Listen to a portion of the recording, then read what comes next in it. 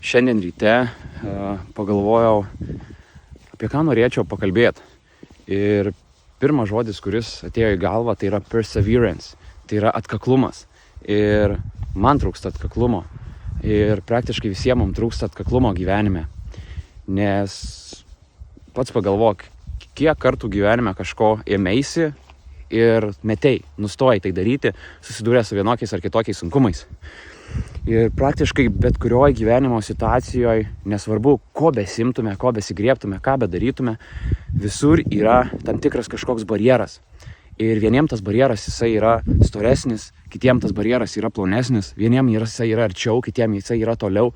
Ir perėjus tą barjerą, perlipus jį, mes tampame geresni ir mes mokame daryti vieną ar kitą dalyką ar kažkokį tai įgūdį gaunam ir panašiai. Tam, kad suprastum, ką aš noriu pasakyti, tai imkim kaip pavyzdį vairavimas automobiliu. Vieniem, kaip pavyzdys atsisėdus prie to automobilio, tarkim, kaip antroji prigimtis. Tiesiog sėdo 1, 2, 3, kelios minutės jis jau važiuoja tuo automobiliu ir jis nejaučia jokio diskomforto. O kitiem žmonėm, mokosi vairuoti ir bando išlaikyti vairavimo egzaminą 8, 9, 10 kartų ir tai išlaikę vairuoti nemoka. Imkime pavyzdį, kažkoks mechanikas. Kiekvienas iš mūsų pažįstam žmogų, kuris sakom, blemba, tas tai turi auksinės rankas. Bet kiekvienas iš mūsų pažįstam žmogų, blemba, kuris sutvarkė mums automobilį ir sutvarkė prastai, sakai, šitas tai šūdarankis, nemoka nieko daryti. Ir tas, kur tau prastai patvarkė, tai jisai jau per barjerą su to automobiliu mokėsi įtvarkyti ir sutvarkė tikriausiai negerai. Pavyzdžiui, mūsų savo situacija, kad aš gal prieš kokius 7-8 metus aš žinojau, kad aš noriu įrašinėti YouTube video, aš noriu kurti turinį, bet pas mane buvo krūva limituojančių įsitikinimų, tai žinau, ką kiti apie mane pagalvos iš viso, blemba, kaip čia tos video reikia įrašinėti, nuo ko reikia pradėti, kaip ten reikia kažką net kelti, o dar reikės montuoti video, blemba, tai aš net neįsivaizduoju, kaip čia reikia montuoti, ką čia reikia daryti.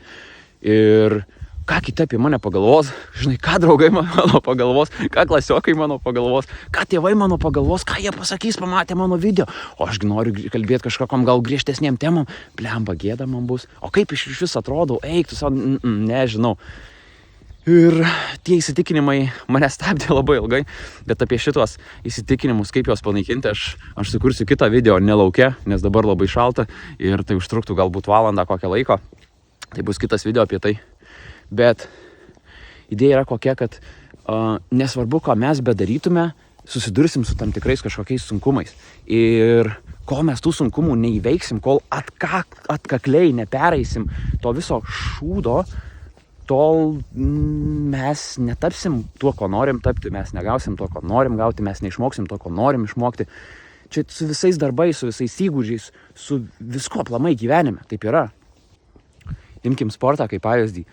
Yra pas tave stabdantys kažkokie įsitikinimai, limituojantys įsitikinimai, kad aš ten per storas, per plonas, aš nemoku sportuoti, aš nežinau nuo ko pradėti, kaip aš ten iš vis atrodysiu, aš negaliu, nemoku ir krūvos, aš nežinau, kiekvienam yra skirtingai, man taip pat buvo. Pas mane irgi buvo, aš norėjau senai sportuoti, bet labai ilgą laiką nesportavau dėl tų limituojančių įsitikinimų. Kas nueina, tarkim, tu sulaužai uosius, kažkas privertė tave nueiti, dėl kažkokių priežasčių tu nuėjai.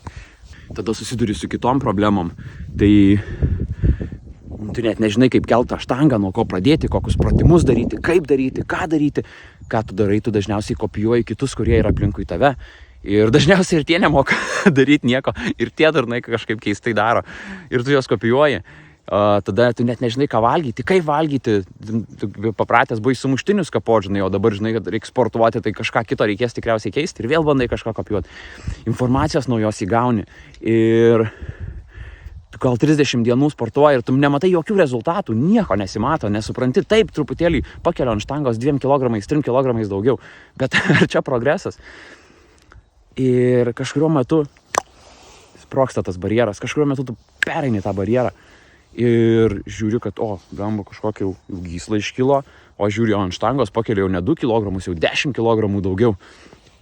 Žiūri, kad blemba galbūt ir jau liemo truputėlį apmažėjo, ant svarstyklių rodo mažiau kilogramų, jaučiuosi geriau, pasitikiu labiau savimi, į veidrodį jau žiūriu, jau man smagu žiūrėti į veidrodį.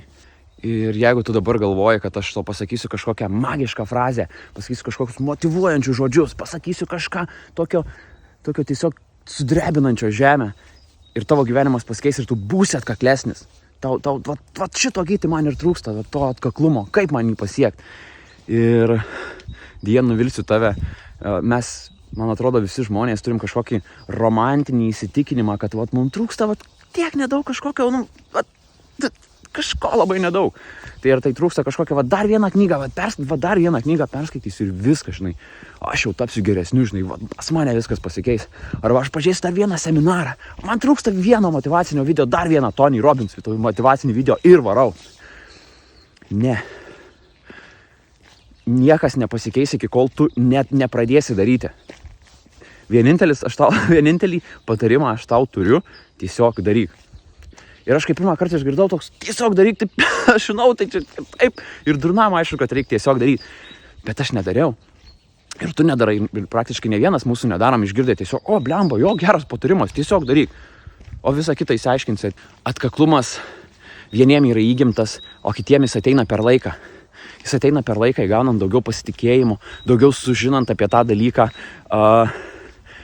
bepraktikuojant. Mano asmeninė patirtis rodo tai, kad bepraktikuojant ateina atkaklumas, ateina pasitikėjimas savimi, nes blembo, gal vis dėlto aš gal turiu ką pasakyti, gal ir netrodau taip prastai prieš tą kamerą, o žiūrėk tą video editint ir taip nėra kažkas tai montuoti ant sunku.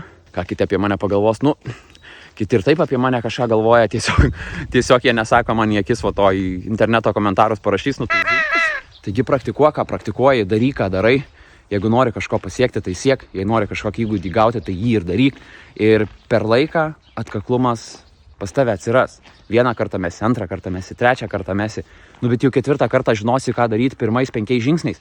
Ir galbūt jau tą 5, 6 kartą jau nemesi ir pereisi tą barjerą, pramuši tą skylę ir tada viskas tavo gyvenime pasikeis. Ne, aišku, nemotyvuoju, iš tavęs nepasikeis viskas gyvenime, bet tą įgūdį gausi, bet tapsi geresniu toj vietoj. Pereisi tą barjerą ir jausies tiesiog geriau. Bet, ką žinau, tai tik mano rytinės mintys. Tu turi savo galvą, priimk savo sprendimus.